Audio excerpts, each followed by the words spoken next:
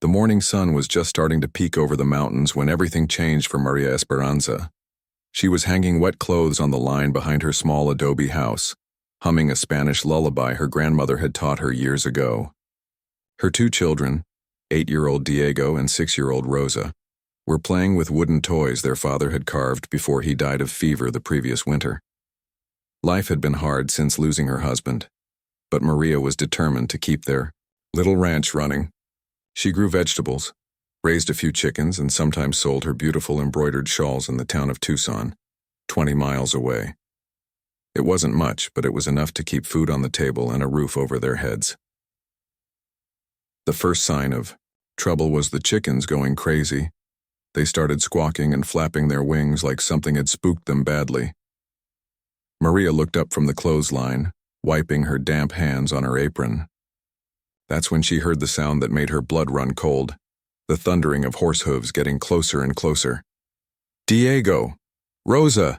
Get inside the house right now!" she shouted, but it was too late. A group of Apache warriors came riding over the hill like a storm cloud, their painted faces fierce in the morning light. Maria had heard stories about Apache raids, but she never thought it would happen to her little family. Most of the stories ended badly for settlers like her. The warriors surrounded the house quickly, their horses dancing and snorting. Maria grabbed her children and pulled them close, her heart beating so fast she thought it might burst. She had an old rifle inside the house, but there was no way to reach it now. The leader of the group was a tall, powerful man with long black hair and sharp eyes that seemed to see everything. His name was Nalnish, though Maria didn't know that yet. He had been leading raids in this area for months, trying to push the white settlers away from Apache land. "Please," Maria said in Spanish, then tried the few English words she knew. "Please, don't hurt my children, they're just babies." Nalnish studied her face carefully. He had expected to find another frightened settler family, maybe take some supplies and horses, then move on. But something about this woman was different. She wasn't just scared. She was standing straight and tall, putting herself between the warriors and her children like a mama bear protecting her cubs. One of the younger warriors, eager to prove himself, jumped down from his horse and started walking toward the house. He had his tomahawk raised, ready to follow the usual pattern of these raids. But Maria did something that surprised everyone, including herself. Instead of running or begging, she picked up a heavy wooden bucket and held it like a weapon. "Want to hurt my children? You'll have to go through me first," she declared in Spanish, her voice strong and clear. Nalnish held up his hand, stopping his warrior in his tracks. In all his years of leading raids, he had never seen a woman, especially a Mexican woman alone with small children, show such courage. Most people either ran away screaming or fell to their knees pleading for mercy. "What did she say?" asked the young warrior in Apache. "She said we have to go through her first," Nalnish replied, still watching Maria's face. There was something in her dark eyes, not just fear but determination and fierce love for her children. Little Rosa started crying and buried her face in her mother's skirt. Diego, trying to be brave like his mama, picked up a stick and stood next to her, even though his hands were shaking. Nalnish made a decision that would change all their lives forever. Instead of giving the signal to attack, he dismounted from his horse and walked slowly toward Maria. She tightened her grip on the bucket, ready to fight even though she knew it was hopeless. "You are brave," he said in broken Spanish. "Very brave." Maria blinked in surprise. She hadn't expected the Apache chief to speak her language even a little bit. "I am a mother," she replied simply. "Mothers protect their children." Something in the way she said those words touched something deep in Nalnish's heart. His own mother had been killed by Mexican soldiers when he was just a boy. He remembered how she had tried to protect him and his sister, just like this woman was trying to protect her little ones. The other warriors were getting restless, wondering why their chief was talking instead of taking action. They had come here for supplies and horses, not for conversation with a Mexican woman.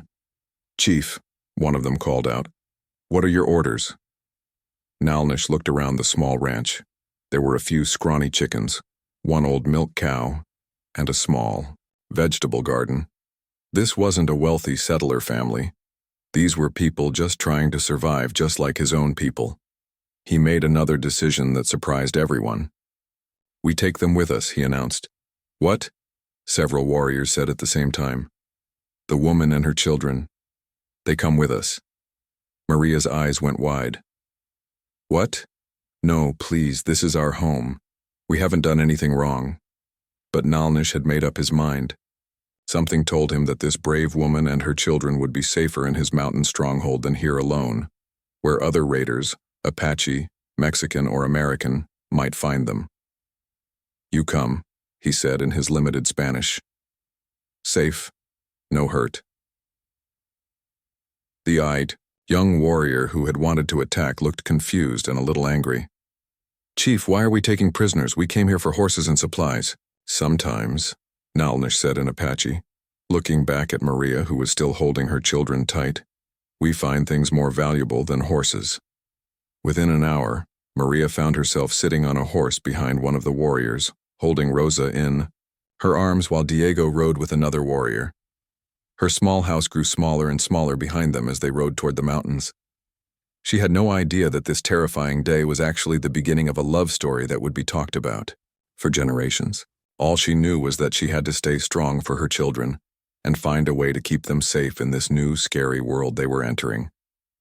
As they rode higher into the mountains, Maria whispered prayers in Spanish and tried to memorize the trail, hoping someday they might be able to find their way back home. But home, she would learn, was about to take on a whole new meaning. The Apache warriors rode in silence mostly, but Maria could feel their leader, Nalnish, glancing back at her from time to time. She couldn't tell if he was checking to make sure she wasn't trying to escape, or if there was something else in those looks. What she didn't know was that Nalnish was already beginning to admire her strength and the gentle way she comforted her frightened children during the long ride. In his culture, courage and devotion to family were the most respected qualities a person could have. By the time the sun was setting and they were deep in Apache territory, both Maria and Nalnish were thinking thoughts they never expected to have about each other. The foundation for something beautiful and unexpected was already being laid, 1 mile at a time, as their horses carried them toward a future none of them could have imagined. 3 months had passed since Maria and her children arrived at the Apache stronghold high in the mountains. What started as the most terrifying day of her life had slowly transformed into something she never could have expected. The Apache camp was unlike anything Maria had ever seen. Wickiups, dome-shaped homes made of wooden poles and brush, dotted the mountainside like natural part of the landscape. Women moved gracefully between them, tending fires, preparing meals, and caring for children who played games that reminded Maria of the ones Diego and Rosa used to play back home. At first, everything had been strange and frightening. The language sounded completely different from Spanish. The food was unfamiliar, and Maria felt the suspicious stares of many tribal members who wondered why their war chief had brought a Mexican woman and her children to their sacred place. But Maria was a survivor, and more importantly, she was a mother who would do anything to protect her children and make the best of their situation. She started by watching and learning. She noticed how the Apache women prepared food, how they tanned animal hides, and how they gathered plants for medicine. When she saw an opportunity to help, she quietly stepped forward and offered her assistance. The first breakthrough came when little Rosa fell sick with a fever. Maria had learned about healing herbs from her grandmother, and she recognized some of the same plants growing wild around the Apache camp. Working carefully with gestures and the few Apache words she was learning, she showed the tribal medicine women how to prepare a tea that brought Rosa's fever down quickly. Word spread through the camp about the Mexican woman who knew about healing plants. Soon, other mothers were bringing their sick children to Maria, and she found herself working side by side with the Apache healers, sharing knowledge that crossed the boundaries between their cultures. Nalnish watched all of this with growing respect and something deeper, something that surprised him with its intensity. He had brought Maria and her children to the camp on impulse, moved by her courage and fierce protection of her family. But as he watched her adapt to Apache life, learn their ways, and contribute her own knowledge and skills. He began to see her as more than just a brave woman he had rescued. She was teaching Diego and Rosa to speak Apache while still whispering Spanish prayers with them at night. She learned to prepare traditional foods and even helped with the tanning of hides, work that was hard on her soft hands, but which she approached with determination and good humor. She is strong. His close friend and fellow warrior, Geronimo, observed one evening as they watched Maria helping to prepare for a feast, celebrating a successful hunt. "Yours," Nalnish replied, but his eyes never left her face as she laughed at something one of the Apache children had said. She was learning to communicate even without knowing all the words, using gestures and expressions that made everyone around her smile. "Your heart has chosen," Geronimo said quietly. Nalnish didn't answer right away, but they both knew it was true. In the months since bringing Maria to the camp, he had found himself looking forward to seeing her each morning. He admired how she had turned their small wiki up into a warm home for her children, decorating it with wildflowers and teaching Diego and Rosa traditional Apache games, while also keeping alive the Spanish songs and stories from their original culture. But there was one person who watched Maria's growing acceptance into the tribe with dark, angry eyes. Ishkai-Ne, Nalnish's mother, was one of the most powerful medicine women in the tribe. She was respected and feared for her spiritual knowledge and her fierce protection of Apache traditions. From the moment her son had brought the Mexican woman and her children to their sacred stronghold, Ishkai-Ne had seen nothing but trouble ahead. "She does not belong here," she told her son repeatedly. "Her blood is not our blood. Her gods are not our gods. She will bring bad medicine to our people." But Nalnish could see what his mother refused to acknowledge. Maria wasn't trying to change Apache ways. She was learning them and adding her own gifts to make the tribe stronger. Her knowledge of healing plants had already saved several lives, and her gentle way with children had brought smiles and laughter even during difficult times. One evening, as the full moon rose high over the mountains, Nalnish made a decision that he knew would change everything. He approached Maria as she was teaching Rosa how to weave grass into small baskets, an Apache skill she had recently learned herself. "Maria," he said in the mixture of Spanish and Apache they had developed for talking to each other. She looked up, and he was struck again by the intelligence and warmth in her dark eyes. "I want to ask you something important," he continued. Something, in a serious tone, made her put down the basket she was working on and give him her full attention. Diego, who had been practicing with a small bow nearby, also stopped to listen. "Will you be my wife?" Nalnish asked simply. "Will you marry me in the Apache way and become part of our people forever?" Maria felt her heart skip a beat. Over the past months, she had come to respect and care for this strong, kind man who had shown her and her children nothing but protection and kindness. She had seen how fairly he led his people, how much they trusted him, and how gently he treated her children as if they were his own. But marriage, she had loved her first husband deeply, and his death had left a hole in her heart she thought would never heal. Could she really love again? And what would it mean for Diego and Rosa to have an Apache stepfather? She started, then stopped, overwhelmed by the emotions flooding through her. "You don't have to answer now," Nalnish said gently. "Think about it. But know that if you say yes, I will protect you and your children with my life. You will be my equal, not my property. And your children will be raised as Apache warriors and women, but they will also remember their Spanish heritage." That night, Maria lay awake in her wiki-up, listening to the soft breathing of her sleeping children and thinking about Nalnish's proposal. She thought about the life they had left behind, the loneliness, the struggle, the constant worry about their safety. Then she thought about the life being offered to her here, a strong man who respected her, a community that had come to accept her, and safety for her children in this dangerous world. But most of all, she thought about her own heart.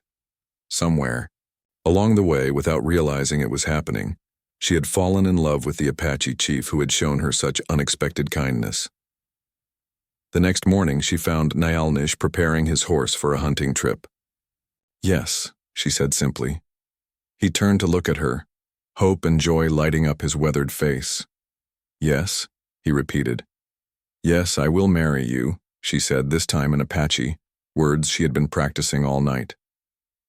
The wedding took place 2 weeks later, under the full moon, just as Apache tradition demanded. The entire tribe gathered in a circle around the sacred fire. Maria wore a beautiful dress of soft deer hide that the tribal women had made for her, decorated with intricate beadwork and silver ornaments. The ceremony was unlike anything from her Catholic upbringing, but it felt right and meaningful. She and Nalnish exchanged vows in Apache, promising to care for each other, to protect their family, and to honor the ways of the tribe. As they walked around the sacred fire 4 times, each step representing a different stage of life they would share together, Maria felt a peace and happiness she hadn't experienced since before her first husband died. The celebration continued long into the night, with traditional foods, dancing, and stories. Diego and Rosa, now speaking Apache as fluently as Spanish, played with the other tribal children as if they had been born into this life. But even as the tribe celebrated the union of their chief and his new wife, Ishkay sat apart from the festivities, her face like a thundercloud. She watched the joy and acceptance surrounding the Mexican woman, and saw only the beginning of the destruction of everything she held sacred. The storm clouds were gathering, but on this night, under the full moon, and surrounded by the warmth of their new family, Maria and Nalnish held each other close and believed that their love was strong enough to overcome anything that might try to tear them apart. They were about to discover just how much their love would be tested. A year had passed since Maria and Nalnish's wedding, and their love had grown stronger with each passing season. But with that love came new challenges that would test everything they had built together. The most wonderful news came first. Maria discovered she was expecting a baby, Nalnish's child. When she told him, his joy was so pure and complete that it brought tears to her eyes. He placed his hands gently on her growing belly and spoke to their unborn child in Apache, welcoming it to the world and promising to be a good father. Diego and Rosa were excited about having a little brother or sister. At 10 and 8 years old now, they had become fully part of Apache life while still remembering their Spanish heritage. Diego was learning to hunt with the other boys, and Rosa was becoming skilled at beadwork and traditional cooking. They called Nalnish father in Apache, and he loved them as completely as if they were his own blood. But as Maria's pregnancy progressed, other changes were happening in the world around them that would bring danger and heartbreak to their mountain sanctuary. The American cavalry had been increasing their patrols in the area, trying to force all Apache bands onto reservations far from their traditional homelands. Several other Apache groups had already been defeated and moved to barren desert land, where many of their people died of starvation and disease. Nalnish and his warriors found themselves in constant conflict with these soldiers.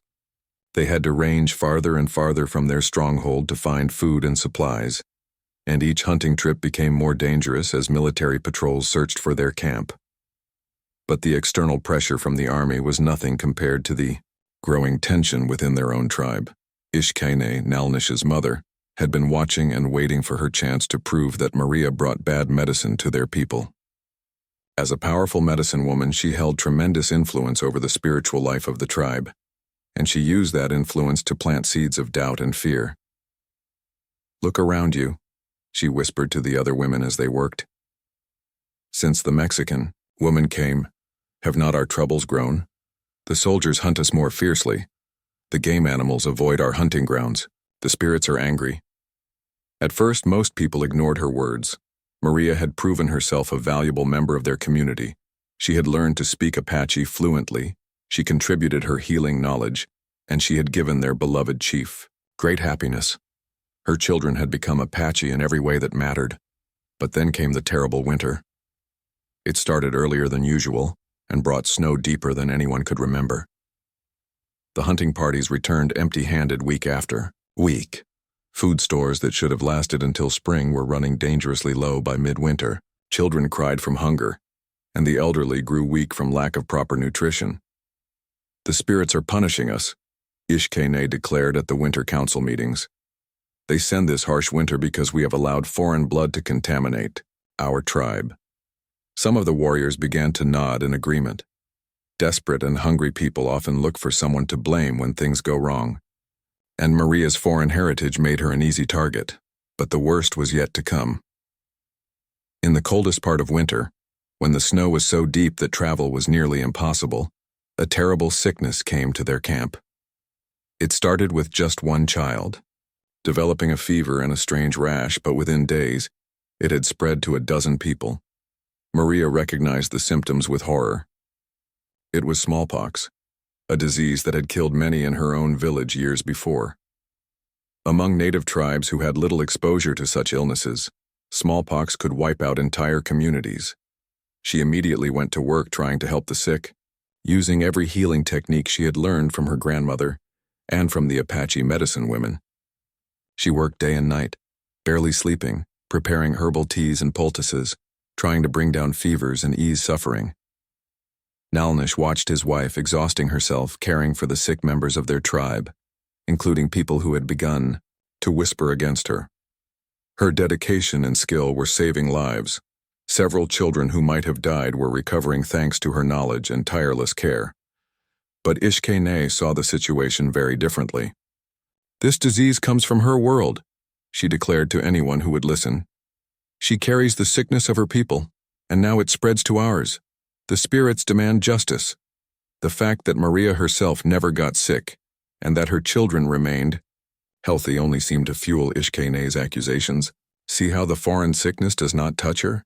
She has brought this curse upon us deliberately." Fear makes people believe terrible things, and as more tribal members fell ill and 2 of the elders died despite Maria's best efforts, more people began to listen to Ishkene's poison words. The breaking point came when the tribe's most respected elder, a man named Cochise, who had been like a grandfather to many of the younger warriors, became sick with the smallpox.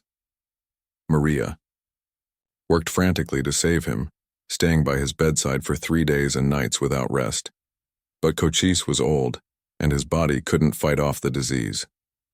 He died quietly one morning just as the sun was rising over the snow-covered mountains. His death sent shock waves through the entire tribe. Cochise had been their connection to the old ways, their living memory of times before the white soldiers and the constant warfare. His loss felt like the end of an era. "Enough!" Ishkene screamed at the funeral gathering. "The foreign woman has killed our grandfather. Her cursed blood has brought death to our people." Several of the warriors who had lost friends and family members to the sickness began to murmur in agreement. The grief and fear that had been building all winter suddenly had a focus, and that focus was Maria. She must be punished. One of them called out. "The spirits demand justice for Cochise," shouted another. Nalnish stepped forward, his face like thunder. "Maria has worked harder than anyone to heal our sick. She has saved more lives than anyone else in this camp. How dare you blame her for this sickness that has traveled across all the lands, killing Mexican and American and Apache alike?" But Ishkene was ready with her answer. "She brings the sickness, then pretends to heal it. This is the worst kind of witchcraft. She makes us grateful for crumbs while she steals our bread."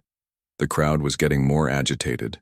Maria, heavy with pregnancy and exhausted from weeks of caring for the sick, felt a cold fear growing in her heart. She had seen angry mobs before, back in her old village, and she knew how quickly fear could turn into violence.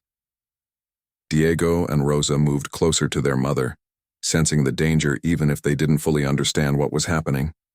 At 12 and 10 now, they were old enough to see the hatred in some of the faces looking at their family.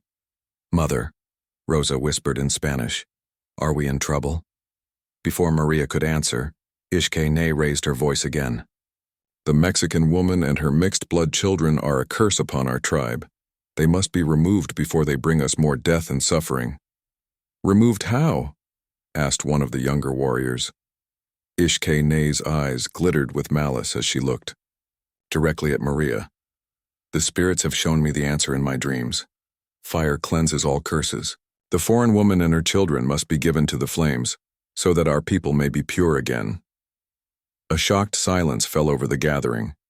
Even among people angry with grief and fear, the idea of burning a pregnant woman and her children alive was almost too horrible to contemplate. But Ishkene wasn't finished. "I call for a tribal council to decide this matter. Let the warriors and elders judge whether we will continue to shelter those who bring death to our people, or whether we will cleanse ourselves with holy fire. Nalnish felt his world tilting on its axis. His own mother was calling for the execution of his wife and stepchildren.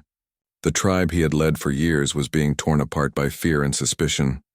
He looked at Maria, standing there with his unborn child growing inside her, and saw the terror she was trying so hard to hide for the sake of her children.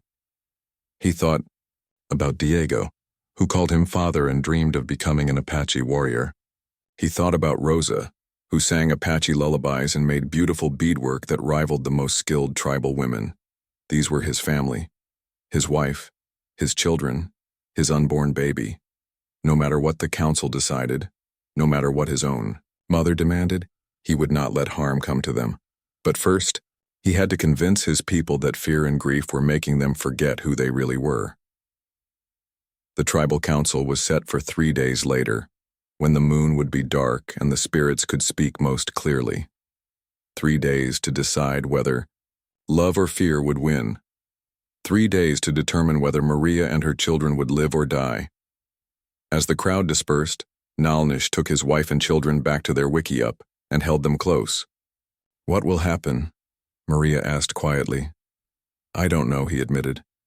"But I promise you this. I will never let anyone hurt you or the children. Never." Outside their home, the wind howled through the mountains, and Maria couldn't help but feel that the storm was just beginning.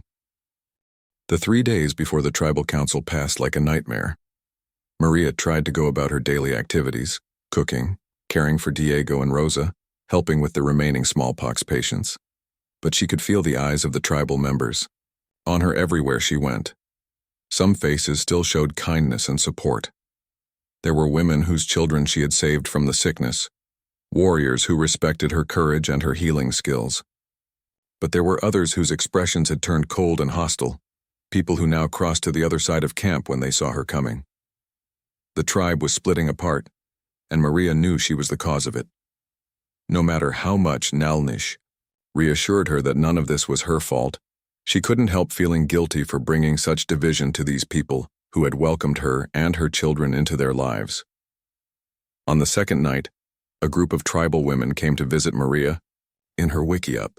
At first she feared they were coming to confront her, but instead they sat in a circle around her and spoke words of support.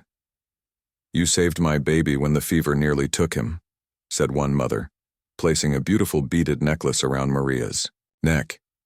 "You taught me how to make the willow bark tea that eased my husband's pain," said another, offering a small pouch of precious healing herbs. "You are our sister," said a third woman, an elderly grandmother who had lived through many tribal conflicts. "No matter what happens tomorrow, remember that many of us know who you really are." But even these kindnesses couldn't ease the terror growing in Maria's heart as the night of the council approached. She was 8 months pregnant now, and the baby seemed to sense her fear, kicking restlessly inside her swollen belly. Diego and Rosa tried to act normal, but Maria could see the worry in their young faces. At 12 and 10, they understood enough to know that their lives hung in the balance. They had heard the whispered conversations, seen the angry looks, felt the tension that crackled through the camp like lightning before a storm. "Mama," Rosa whispered as Maria tucked her into her sleeping furs the night before the council. "If something happens to us, will we go to heaven with Papa?" The question broke Maria's heart. Rosa was talking about her biological father, the man who had died of fever back in their old life. The fact that her daughter was preparing for death at such a young age was almost more than Maria could bear. "Nothing is going to happen to us," Maria said firmly, though her voice shook slightly. "Nalnish won't let anyone hurt us, and we have friends here who care about us." But privately, Maria wasn't sure that even Nalnish's love and protection would be enough to save them if the tribe voted for their execution. The morning of the council dawned gray and cold. Snow had fallen again during the night, covering the camp in a blanket of white that felt more like a funeral shroud than a thing of beauty. Nalnish barely spoke during their morning meal. Maria could see the terrible weight he was carrying, torn between loyalty to his people and love for his family. As chief, he was supposed to put the good of the tribe above all else, But as a husband and father, his first duty was to protect his wife and children. Whatever happens, he told Maria as they prepared to face the council, know that I love you more than life itself. You and the children are the best part of my world. The tribal council took place in the largest clearing in the camp, with a sacred fire burning in the center. All the adult members of the tribe gathered in concentric circles around the flames, the elders and senior warriors in the inner circle, the younger adults behind them, and everyone else forming the outer ring. Maria sat with Diego and Rosa close, beside her, trying to project calm strength even though her hands were trembling. She could feel the weight of dozens of eyes upon her, measuring, judging, deciding her fate. Nalnish took his place among the senior warriors, but his eyes kept returning to his wife and children. The conflict in his face was clear to everyone who looked at him. The council began with traditional prayers and the burning of sacred herbs. Then the eldest remaining member of the tribe, a wizened old woman named Nashtila, stood to speak. We gather under the eyes of the spirits to decide a matter that affects the very soul of our people, she said in a voice that carried clearly across the silent gathering. The medicine woman Ishkene has accused the Mexican woman Maria of bringing curse and sickness to our tribe. She has called for the ultimate punishment, death by fire for Maria and her children. A murmur ran through the crowd. Even though everyone knew why they were there, hearing the accusation stated so formally made the gravity of the situation sink in deeper. Who speaks for the accusation? Nashtila asked. Ishkene rose from her place in the inner circle. She had painted her face with sacred symbols and wore her most impressive ceremonial dress, decorated with eagle feathers and silver ornaments. She looked every inch the powerful medicine woman, and her presence commanded respect and fear. I speak for the spirits and for the purity of our people, she began, her voice strong and clear. Since this Mexican woman came among us, death and suffering have followed. The soldiers hunt us more fiercely. The game animals flee from our hunting grounds. The harsh winter nearly starved our children. And now the cursed disease that kills with fever and sores has taken our beloved elder Cochise and many others. She paused to let her words sink in, then continued with growing passion. This is no coincidence. The spirits have sent me visions in my dreams. They show me that foreign blood pollutes our sacred bloodlines. They show me that mixed children will grow up to betray their Apache heritage. They show me that only fire can cleanse this contamination from our people. Several warriors nodded in agreement. Fear and grief had made them desperate for someone to blame, and Ishkene's words gave shape to their suffering. The Mexican woman pretends to heal, but she only heals the sickness she herself brought among us. She tricks us into being grateful, while she poisons us from within. Even now she carries another mixed blood child who will further dilute our pure Apache spirit. The crowd was getting more agitated. Maria could see faces twisted with anger and fear, people she had thought of as friends nodding along with Ishkene's poisonous words. I have consulted the spirits through fasting and vision quests, Ishkene continued, raising her voice to carry over the murmurs of the crowd. They have shown me the only way to save our people. The foreign woman and her half-breed children must be given to the sacred flames. Only then will the curse be lifted. Only then will our people be pure again. She sat down to a rumble of approval from about half the gathered tribe, but the other half remained silent, uncertain, torn between fear and compassion. Who speaks against the accusation? Asked Nashtila. Several people stood up to defend Maria. They spoke of her healing skills, her courage, her devotion to the tribe. They reminded the council of the children she had saved, the knowledge she had shared, the way she had embraced Apache customs while enriching them with her own wisdom. One of the women who had visited Maria's wickiup stood up with tears in her eyes. She sat by my dying son for 3 days and nights without rest, she said. She fought the fever demon with every herb and prayer she knew. Because of her, my boy lives. How can we kill the woman who saved our children? But Ishkene was ready with her response. The evil one always disguises herself as a healer. That is how she wins our trust, so she can destroy us from within. The fact that some children lived only proves how clever her witchcraft is. The debate went on for hours. Voices were raised in anger. Old friendships were strained, and families found themselves divided. Some spoke passionately for Maria's life. Others demanded her death with equal fervor. Through it all, Maria sat silently with her children, watching her fate being decided by people arguing about her as if she weren't even there. The baby in her womb seemed to sense the danger, moving restlessly and making her feel sick with worry. As the sun began to set, Nashtila called for the formal voting to begin. Each warrior and elder would speak their choice aloud, so that all could hear where they stood. The votes started coming in, and Maria's heart sank as she realized how close the decision was going to be. For every voice that spoke for mercy in life, another called for cleansing fire and death. "Death," said one warrior who had lost his father to the smallpox. "Life," said a woman whose daughter Maria had delivered safely the previous year. "Death," said a young man who had been influenced by Ishkene's teachings.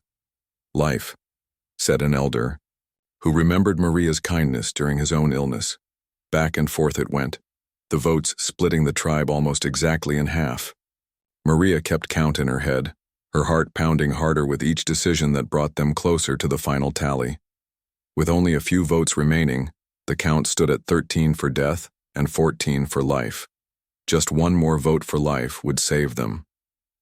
Just one more vote for death would create a tie that would have to be broken by some other method. The second-to-last voter was a middle-aged warrior named Mangas, a man Maria had always thought respected her. But when his turn came, his face was hard and unforgiving. "Death," he said firmly. "The spirits demand purity." Now it was tied, 14 to 14.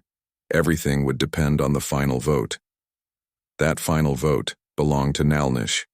The attack came at dawn, just as the tribal council was preparing to resume the interrupted vote that would decide Maria's fate. But the approach of American cavalry changed everything in an instant.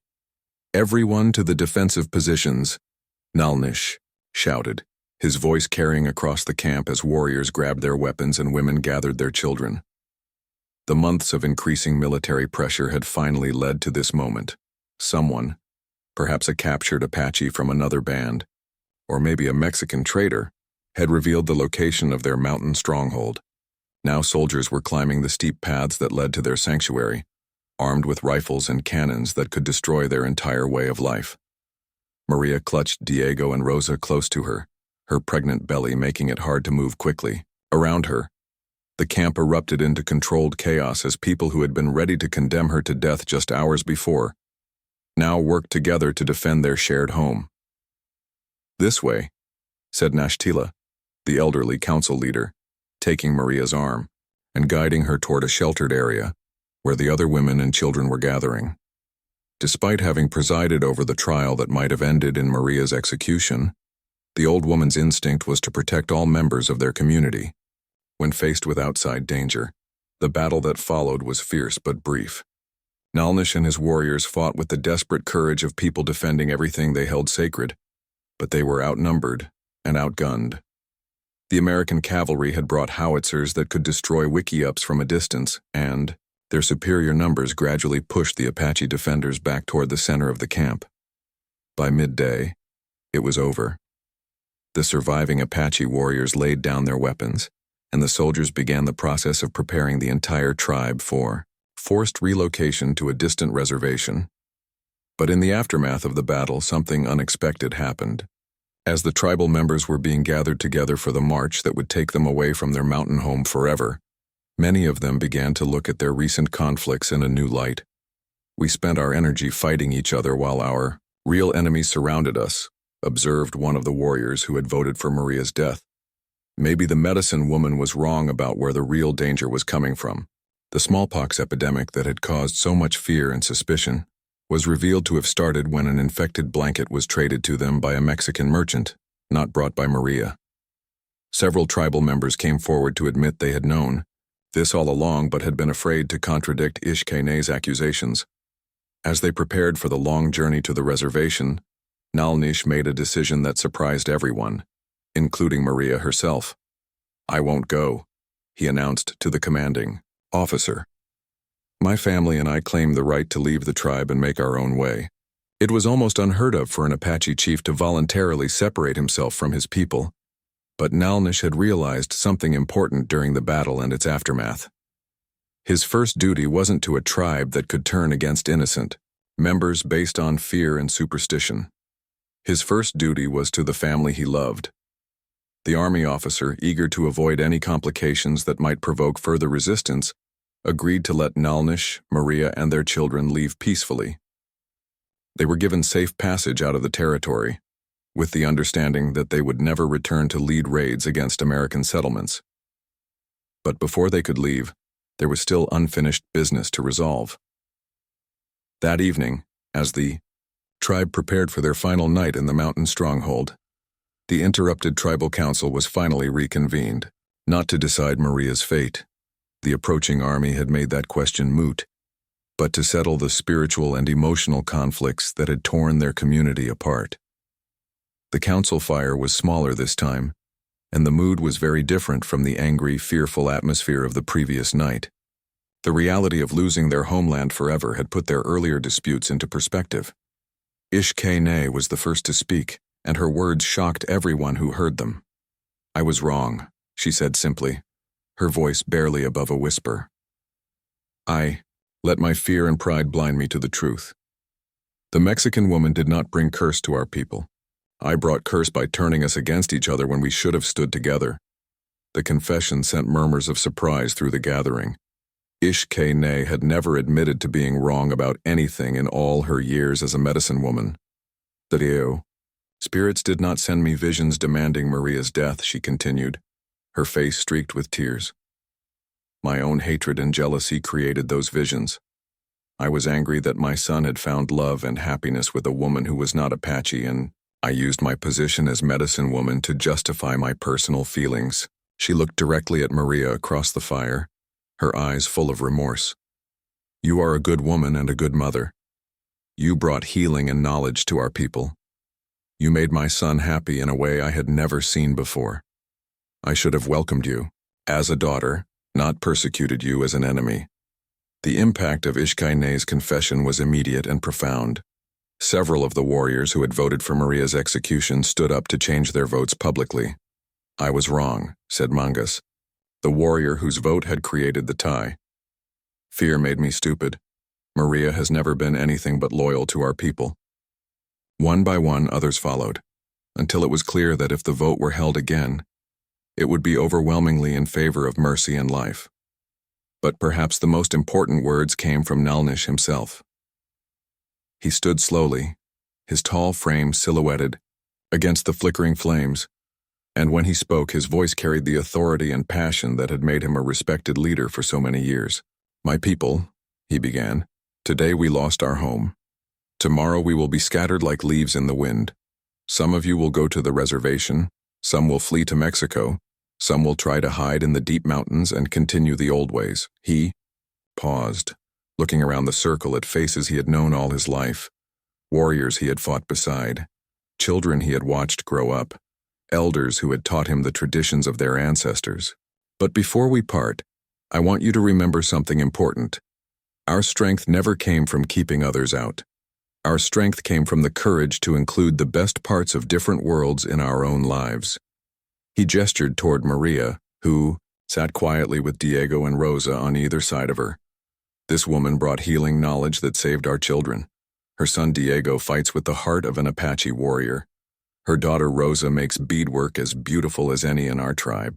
And the child she carries is my child, Apache and Mexican both, but no less precious for having mixed blood." His voice grew stronger, more passionate. "She is my wife," he declared, the words echoing across the mountainside like thunder. "Not because I conquered her or claimed her as property, but because she chose to love me and I chose to love her. That choice made us both stronger, not weaker." The crowd listened in respectful silence as their chief spoke from his heart. "Some of you will think I am a fool for leaving the tribe to go into the unknown with my family. Maybe you are right, but I would rather be a fool with love than a wise man without it. I would rather face the future with people who have proven Their loyalty in hard times then stay with people who can be turned against each other by fear and lies. He looked directly at his mother, and his expression softened slightly. "I forgive you," he said to Ishkene. "Fear makes us all do things we later regret. But I cannot stay with people who would threaten my family, even if those people are my own blood." As the council fire burned down to embers, individual tribal members approached Maria and her children to say their personal goodbyes. Many offered gifts, food for the journey, warm clothing, weapons for protection. Some wept openly as they realized they were losing not just their homeland, but also some of their most valued members. The woman whose child Maria had saved from smallpox pressed a beautiful silver bracelet into her hands. "For the baby," she whispered, "so he will know he had Apache family who loved him." An old warrior who had taught Diego to use a bow gave the boy his own hunting knife. "Remember the Apache way," he told him. "Courage, honor, protection of family." Even some of the people who had voted for Maria's execution came forward to apologize and offer their blessings for the journey ahead. As the first light of dawn began to appear over the mountains, Nalnish, Maria, Diego, and Rosa prepared to leave the only real home the children had ever known. They packed their few possessions on horses provided by tribal members who wanted to help them start their new life. Maria was now in her final month of pregnancy, making travel difficult, but she was determined to be strong for her family. The baby seemed to sense the momentous changes happening around them, moving restlessly but not causing any immediate problems. "Where will we go?" Rosa asked as they mounted their horses. "Somewhere safe," Nalnish replied. "Somewhere we can raise your new brother or sister in peace, away from wars and hatred." They had decided to head south toward Mexico, where Maria's mixed heritage would be less unusual, and where Nalnish's skills as a hunter and warrior could provide for his family without the constant threat of military pursuit. As they rode away from the Apache stronghold for the last time, Maria looked back at the mountains that had become her home and the people who had become her family, even in their darkest moments.